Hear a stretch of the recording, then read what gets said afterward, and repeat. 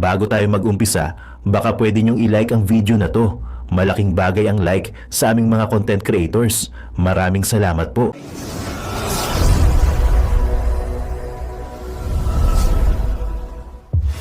Sa post ninyo na handa rin kayo na magbigay ng seguridad po sa pangalawang Pangulo.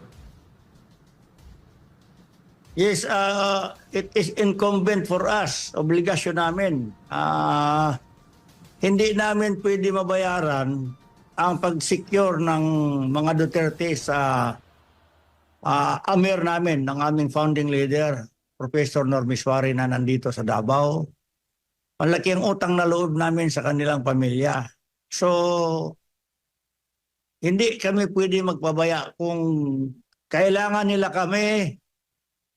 Nandito kami, physically, kasama na mga prayers namin na sana sa panawagan niya, pamilya niya, mother, mga anak, nandito ang MNLF. Ipatawag lang kami ni Vice President and we are ready. The MNLF is always ready for this one. Anytime.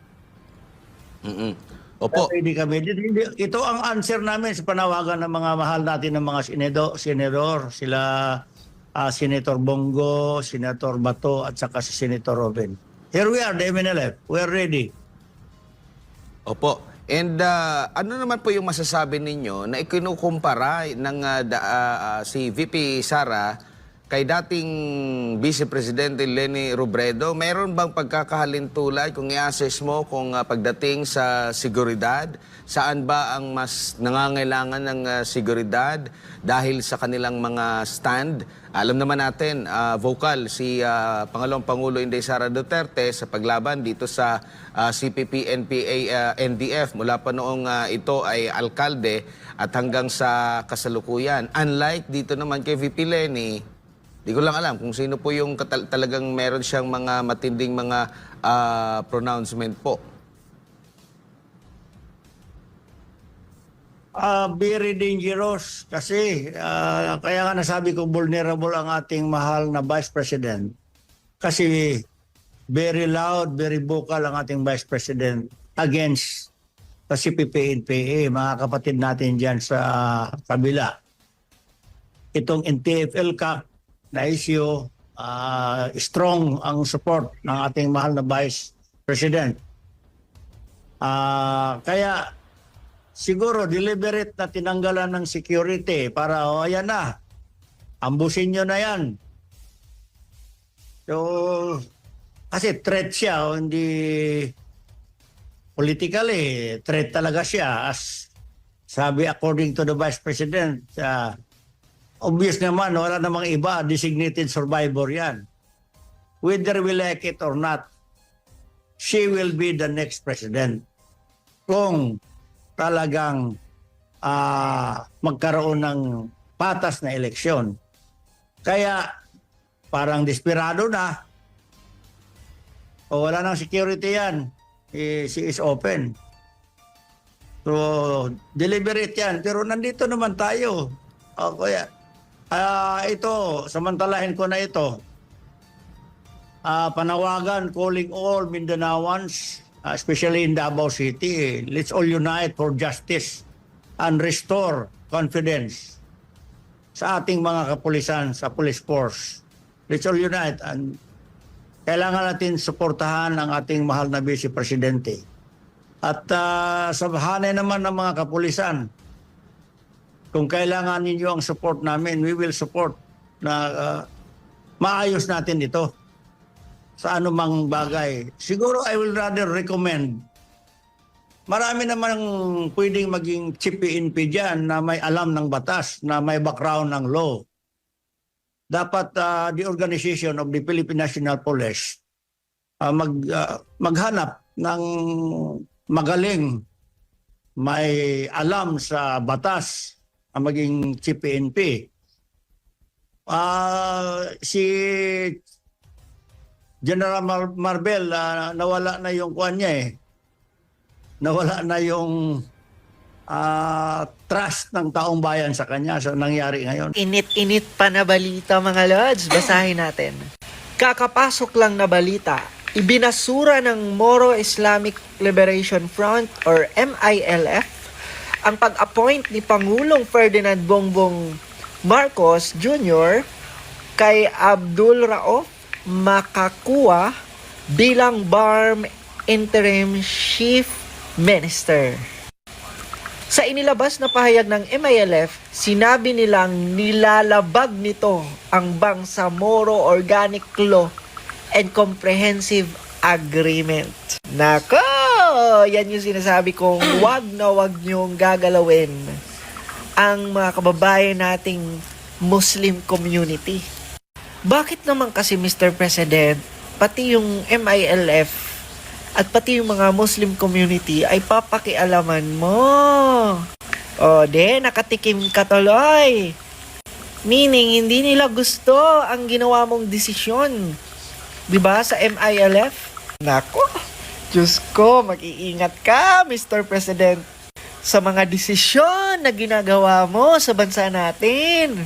Hindi pwedeng padalos-dalos, Mr. President. Dapat nag-iisip po tayo sa bawat desisyon na gagawin natin sa bansa natin. Kasi gulo yan!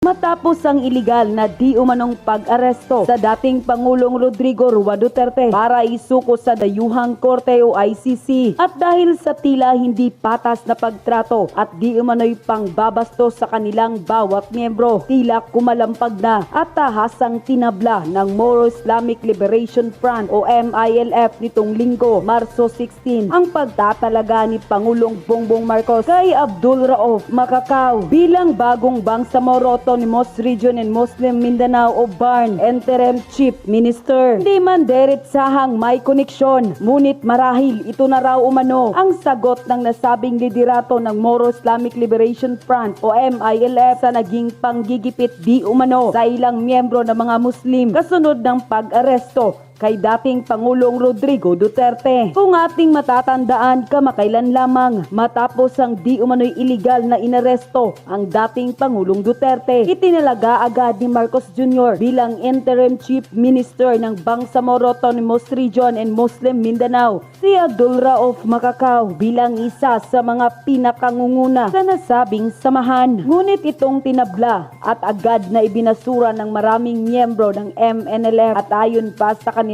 naging pahayag. Ang proseso ng appointment na isinagawa ni Marcos Jr. ay hindi raw umano alinsunod sa napagkasunduang mekanismo ilalim ng Bangsamoro Organic Law at Comprehensive Agreement on Bangsamoro sa di umano'y 41 na official na nominado ng MNLF. Tanging 35 lamang umano ang inaprubahan na malinaw na paglabag sa mga probisyong nagsasaad na ang BTA o ang Bangsamoro Transition Authority ay dapat pangunahan ng MILF. Ano kaya ito katotoo mga kababayan? Ating alamin. Pero bago ang lahat, kung bago ka pa lamang sa aming channel, please huwag kalimutang mag-like, subscribe at i-click ang notification bell para mas maging updated ka pa lalo sa lahat pa ng bagong video na i-upload namin. At eto na nga mga kababayan, ayon pa sa kumpirmadong balita na inilabas ng Abante News sa kanilang official website, MILF binasura appointment ni PBBM sa bagong BARM Interim Chief Minister. Tinabla ni Moro Islamic Liberation Front, MILF nitong linggo, Marso 16, ang pagtatalaga ni Pangulong Bongbong Marcos kay Abdul Rauf Makakao bilang bagong Bangsamoro Autonomous Region in Muslim Mindanao BARN Interim Chief Minister. Sa isang statement, sinabi ng MILF na labag sa Bangsamoro Organic Law, BOL, at Comprehensive Agreement on Bangsamoro ang naturang appointment. Nauna ng kwenisyon ng MILF ang appointment ng mga bagong miyembro ng Bangsamoro Transition Authority, BTA, na labag umano sa BOL. Si Makakao ang pumalit kay Ahud Alhad Murad Ibrahim. Ayon sa MILF, nang maupo si Makakao sa pwesto, ay kasama nito ang pagtatalaga ng mga bagong miyembro ng BTA. Ngunit ayon sa MILF, ilan sa mga BTA appointees ay wala sa inirekomendang listahan ng kanilang grupo.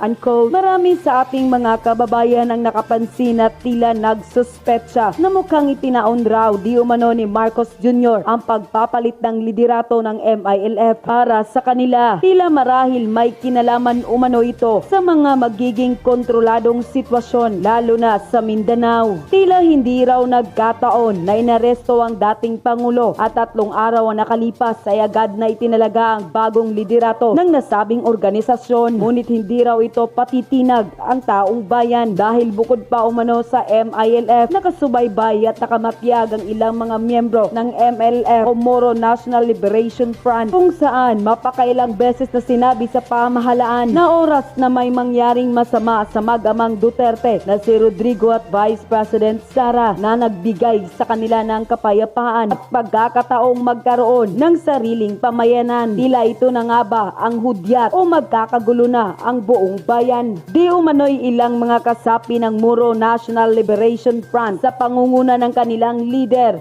na si Normer Suari na oras na magkaroon di umano ng hindi magandang balita hindi lamang sa Pangulong Duterte kundi maging sa anak nitong si Vice President Sara Duterte. Tila isang tawag lang raw sa mga ito. Makikita raw ng gobyernong ngagba ang kanilang hinahanap at ilan di umanong mga kapatid na Muslim nakaalerto na sa anumang pwedeng mangyari. Nandito ang MNLF. Ipatawag lang kami ni Vice President and we are ready. The MNLF is always ready. Dapat hindi nila ginawa kay Vice President Inday yan. Very obvious talaga na sana sa panawagan niya, pamilya niya, mother, mga anak, nandito ang MNLF. Ipatawag lang kami ni Vice President and we are ready. The MNLF is always ready. General Marbel, nawala na yung kuwan niya eh. Nawala na yung trust ng taong bayan sa kanya. So nangyari ngayon. Very obvious ang ginawa na magtanggal ng security para the Vice President will be open to any accident, incident, whatever. Vulnerable yan. So parang ipamukha sa buong mundo na yan, nag-iisa na lang siya, etc. Parang matanggalan ng pwersa, talagang vulnerable siya.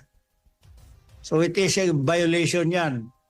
Pagdating po sa usaping seguridad, ang pangalawang Pangulo po ba ay nakikita ninyo, ma-assess nyo ba na walang banta laban sa kanya? Very obvious. Sa tingin ko lang sa lahat ng nakikinig, Assalamualaikum warahmatullahi ta'ala wabarakatuh. Very obvious ang ginawa na magtanggal ng security para the Vice President will be open to any accident, incident, whatever. Vulnerable yan.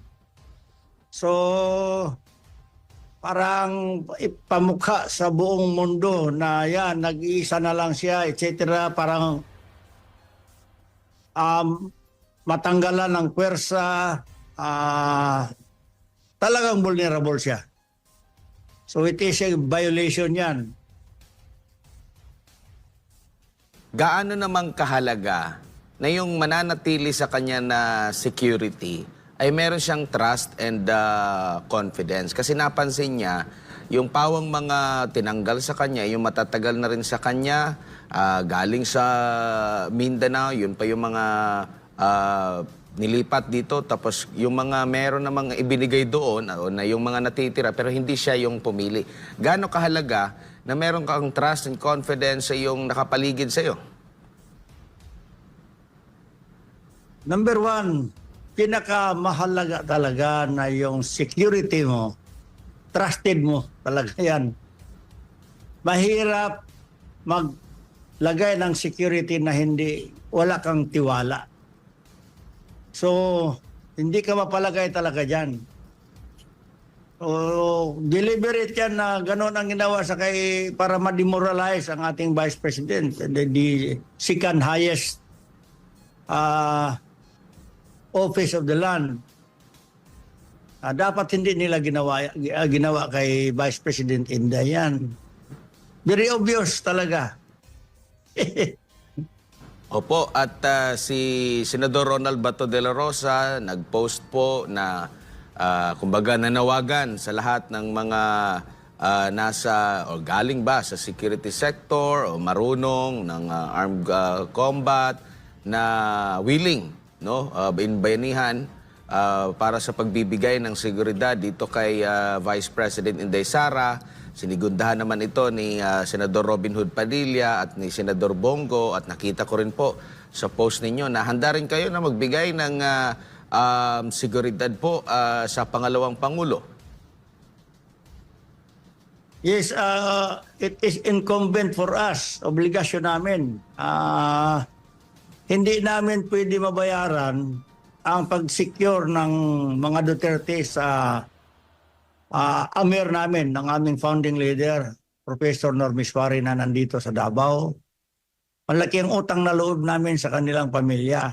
So, hindi kami pwede magpabaya. Kung kailangan nila kami, nandito kami, physically, kasama na mga prayers namin, na sana sa panawagan niya, pamilya niya, mother, mga anak, nandito ang MNLF. Ipatawag lang kami ni Vice President, and we are ready. The MNLF is always ready for this one. Anytime. Opo. Ready kami. Ito ang answer namin sa panawagan ng mga mahal natin ng mga senador, sila Senator Bongo, Senator Bato, at saka si Senator Robin. Here we are, the MNLF. We are ready. Opo. And ano naman po yung masasabi ninyo na ikinukumpara ng si VP Sara kay dating Vice Presidente Leni Robredo? Mayroon bang pagkakahalintulad kung i-assess mo kung pagdating sa seguridad, saan ba ang mas nangangailangan ng seguridad dahil sa kanilang mga stand? Alam naman natin, vocal si Pangalawang Pangulo Inday Sara Duterte sa paglaban dito sa CPP, NPA, NDF mula pa noong ito ay alkalde at hanggang sa kasalukuyan. Unlike dito naman kay VP Leni, di ko lang alam kung sino po yung talagang meron siyang mga matinding mga pronouncement po. Very dangerous kasi kaya nga nasabi ko vulnerable ang ating mahal na Vice President kasi very loud, very vocal ang ating Vice President against sa CPP, NPA, mga kapatid natin dyan sa kabila. Itong NTF-ELCAC na issue, strong ang support ng ating mahal na Vice President. Kaya siguro deliberate na tinanggalan ng security para ayan na, ambusin nyo na yan. So, kasi threat siya, hindi politically, threat talaga siya. As sabi according to the Vice President, obvious naman, wala namang iba, designated survivor yan. Whether we like it or not, she will be the next president. Kung talagang magkaroon ng patas na eleksyon. Kaya parang desperado na. O wala nang security yan. She is open. So, deliberate yan. Pero nandito naman tayo. Kaya, ito, samantalahin ko na ito. Panawagan, calling all Mindanaoans, especially in Davao City, let's all unite for justice and restore confidence sa ating mga kapulisan, sa police force. Let's all unite, and kailangan natin suportahan ang ating mahal na Vice Presidente. At sa hanay naman ng mga kapulisan, kung kailangan ninyo ang support namin, we will support na maayos natin ito sa anumang bagay. Siguro I will rather recommend, marami namang pwedeng maging chief PNP dyan na may alam ng batas, na may background ng law. Dapat the organization of the Philippine National Police maghanap ng magaling, may alam sa batas ang maging chief PNP. Si General Marbel, nawala na yung kuan niya eh. Nawala na yung trust ng taong bayan sa kanya sa nangyari ngayon. Mainit-init pa na balita mga lods. Basahin natin. Kakapasok lang na balita. Ibinasura ng Moro Islamic Liberation Front or MILF ang pag-appoint ni Pangulong Ferdinand Bongbong Marcos Jr. kay Abdul Rauf Makakua bilang BARM Interim Chief Minister. Sa inilabas na pahayag ng MILF, sinabi nilang nilalabag nito ang Bangsamoro Organic Law and Comprehensive Agreement. Nako! Yan yung sinasabi kong wag na wag niyong gagalawin ang mga kababayan nating Muslim community. Bakit naman kasi Mr. President, pati yung MILF at pati yung mga Muslim community ay papakialaman mo? O nakatikim ka tuloy. Meaning, hindi nila gusto ang ginawa mong desisyon. Diba sa MILF? Nako, Diyos ko, mag-iingat ka, Mr. President, sa mga desisyon na ginagawa mo sa bansa natin. Hindi pwedeng padalos-dalos, Mr. President. Dapat nag-iisip po tayo sa bawat desisyon na gagawin natin sa bansa natin. Kasi gulo yan. Sus, Ginoo, ang tigas talaga ng ulo. Sobrang tigas ng ulo. Basahin natin mga lords. Malacanang has urged the Moro Islamic Liberation Front to give President Bongbong Marcos new appointments to the Bangsamoro Autonomous Region in Muslim Mindanao a chance. Paalas asked MILF to give Marcos BARM appointments a chance. Hay, nako, ang tigas-tigas ng ulo. Bakit kaya ini-insist talaga ni BBM ang kanyang mga appointees doon sa MILF? Para makontrol nyo? Para mamanipula nyo? Respetuhin nyo po, 'di ba, ang mga kababayan nating Muslim community? Sus, Diyos ko, sobrang tigas ng ulo, no? Meron ba kayong agenda? Bakit pinipilit nyo, Mr. President? Sa Hulyo pa, inaasahang mag-uumpisa ang impeachment trial ni VP Sara pero umaarangkada na ang preparasyon ng Kamara. Kanina bumisita ang House SecGen sa Senado para tingnan ang trial venue. Nagbabalik si Hannah T. para sa detalye. Meron na raw private prosecutors ang House Prosecution Panel para sa impeachment trial ni Vice President Sara Duterte. Bagamat hindi dinetalye, sabi ni House Secretary General Reginald Velasco, batikan ang mga abogado nila. Volunteers karamihan. Experience. Kasi hindi pwedeng walang experience. Bumisita ngayong araw si Velasco sa Senado para i-inspeksyon ang gagamiting kwarto ng House leaders sa paparating na trial. Una nitong sinilip ang session hall. Dito magko-convene ang impeachment court. Nasa 840 square meters ito na may kapasidad na 340 seats sa galleries at 30 seats naman sa VIP box.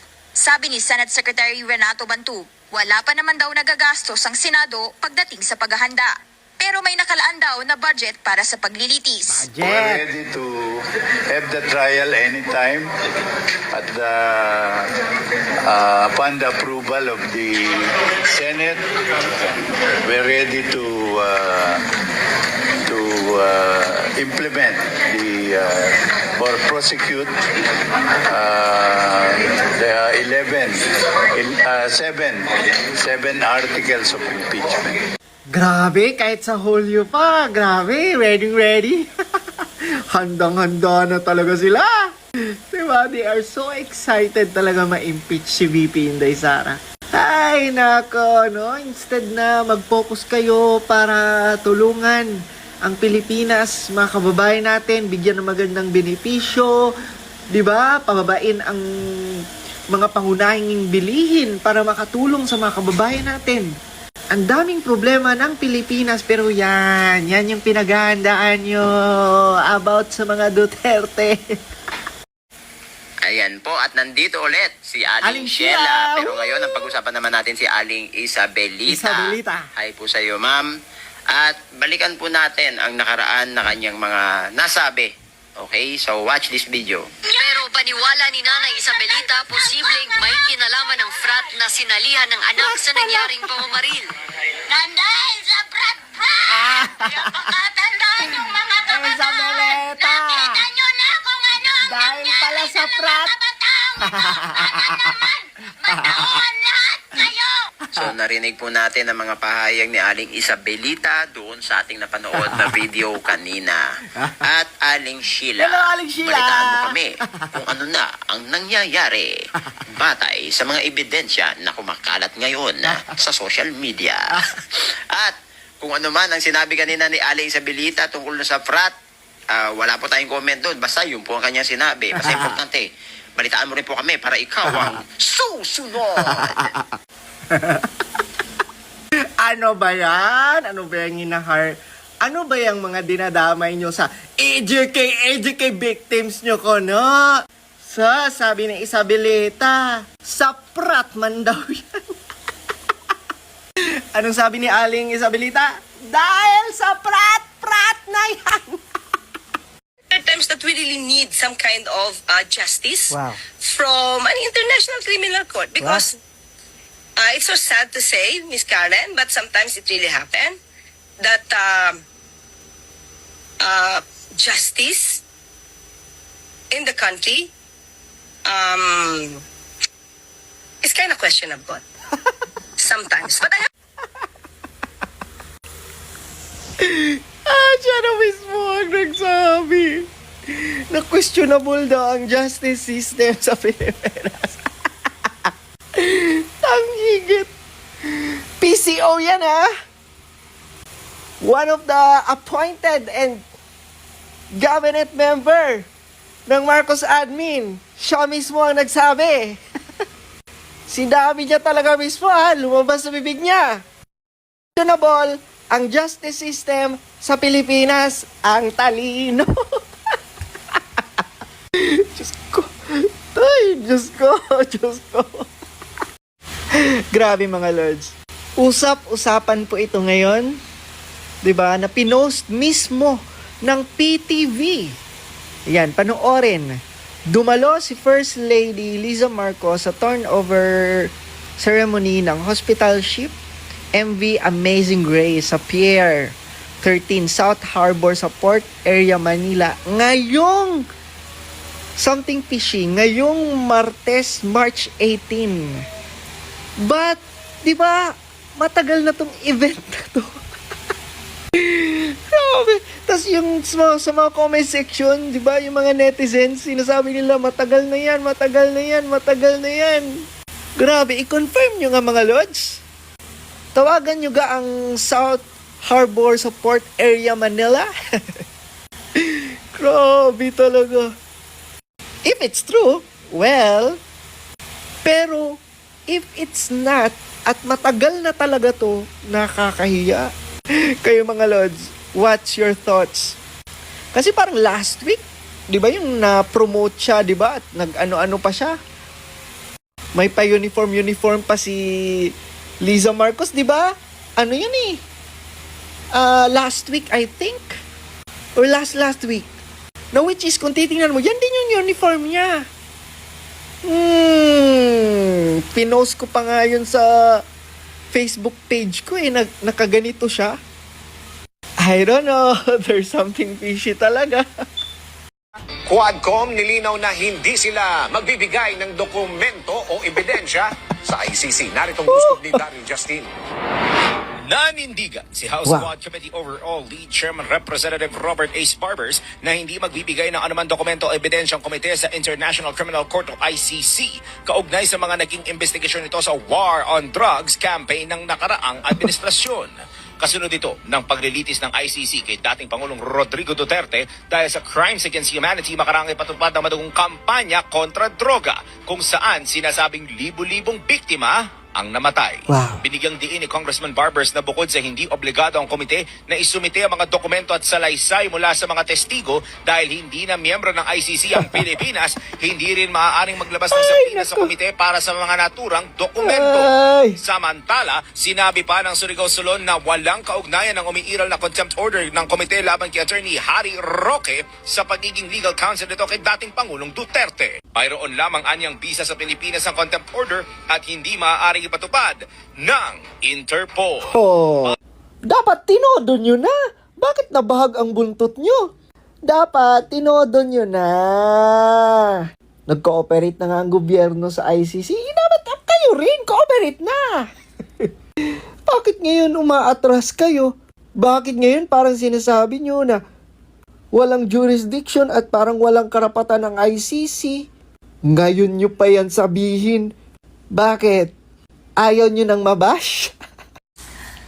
Una, ang sinabi kasi ng Pangulo is walang jurisdiction ngayon. Ngayon. Ngayon. Ngayon. Totoo naman po, walang jurisdiction ng ICC. Ngayon. Pero kung pagbabasihan po natin ang sinabi ng Supreme Court sa kanila naging decision, although it's an obiter dictum, but still, pronouncement pa rin ng Supreme Court na lahat po na nangyari na krimen nasakop po ng ICC. At ayon din po sa Rome Statute na naganap prior to the withdrawal from the Rome Statute, meron pong jurisdiction ang ICC. Kung hindi po nag-take effect ito, ba't kailangan sila mag-withdraw in the first place? So, ibig sabihin na-ratify po ito. So, since na-ratified po ito, it means effective po ito. Nag-take effect siya. So, there's nothing to withdraw kung walang effectivity yung batas. Oh. Ay, Diyos ko. Alam niyo mga lods, hindi mo na nagigets yung kanyang mga sinasabi. Kasi even siya, alam niya talagang nagkakanda-buhol-buhol na lalo na yung desisyon na ginagawa ng gobyerno ngayon. At even yung si Claire, humanap talaga siya ng, diba, kumbaga, hahanap talaga siya ng lusot. Iba din talaga no? Wala pa pong napag-uusapan dyan dahil napakabago po talaga dito. Lumabas lang po yata to kagabi. Pero siguro po mas maganda po kung mismo si Solgen ang mag-assess sa sarili niya. Kung siya pa po ba ay nararapat na tumayo bilang Solicitor General. Wow. Oh, Solgen! Kaya mo pa ba daw? Hayop tong si Claire.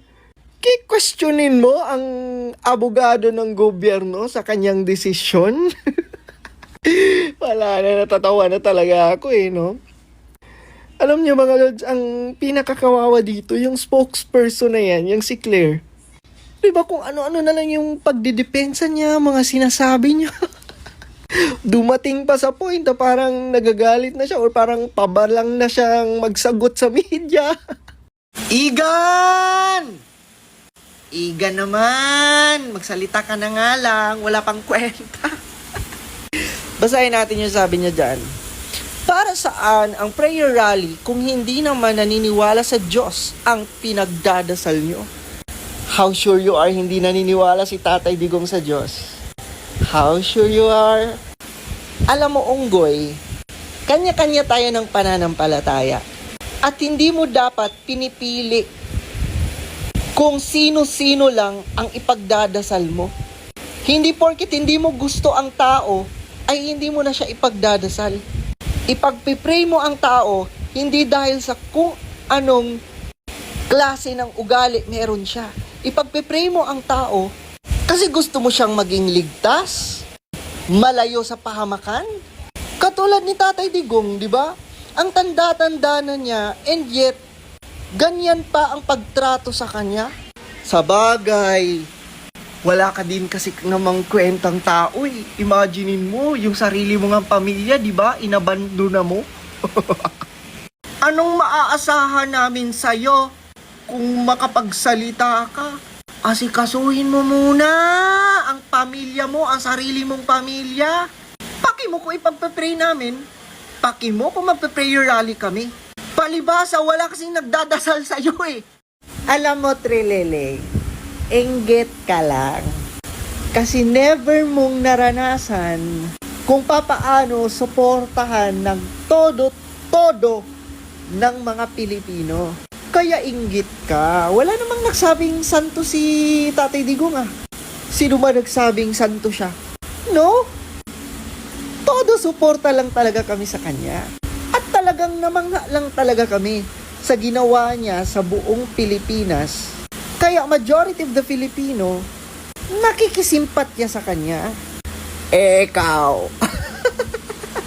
Kaya nga hindi ka na tumatakbo as senador kasi wala ka na talagang tsansa. So ang gagawin mo na lang ngayon, uutuin mo na naman ang mga taga-Caloocan. Kahit sa Caloocan, itaga mo sa bato, hindi ka talaga mananalo. Kaya ikaw ay inggit na inggit. Kasi kamakailan lang nung nakita ka naming nangangampanya sa Caloocan, marami mga videos na kumakalat. Walang pumapansin sa iyo. At yun na nga mga kababayan, ano na ang masasabi mo?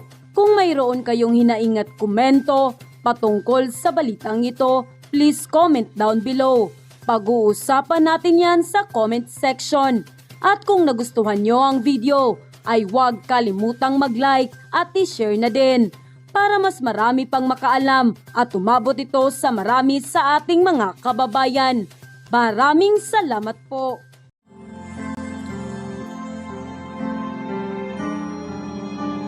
Melody ng song.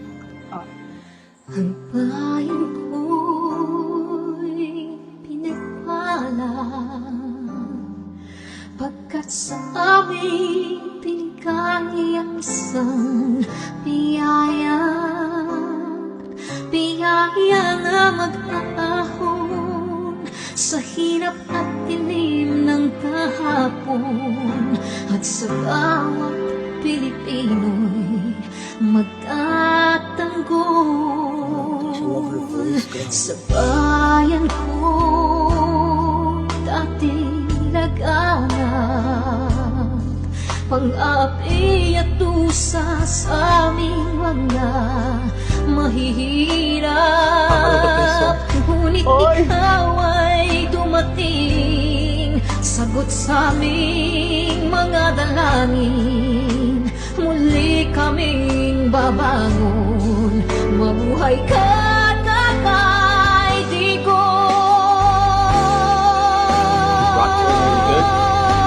Ama, maraming salamat. Aming mga mata'y minuhulat, gawain ng masasamay iyong isiniwalat. Ikaw lang ang pag-asa naming lahat.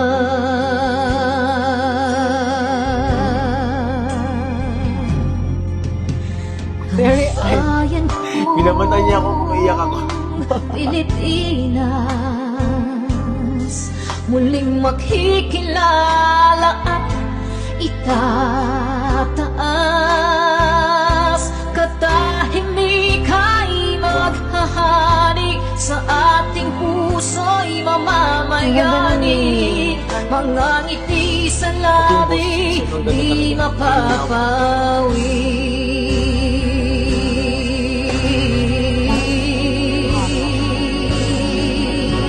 Breathing though. Mabuhay ka, Tatay Digong. Maraming salamat. Ang malasakit sa Pilipino ay walang kasing tapat. Ika'y paglalaban ng iyong mga anak. Kang biyaya sa bansang Pilipinas.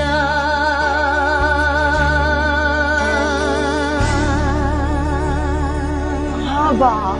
Gosh. Irene Oikaw. Nay, ito na yung bayad ko sa isa, ano? O, kunin mo yung isa. Isa muna. Iyan, no? Tapos, isa pa. Di ba? 4 dapat na sardinas, eh. O, yan. 3 na. Pang-4 na sardinas. Okay na.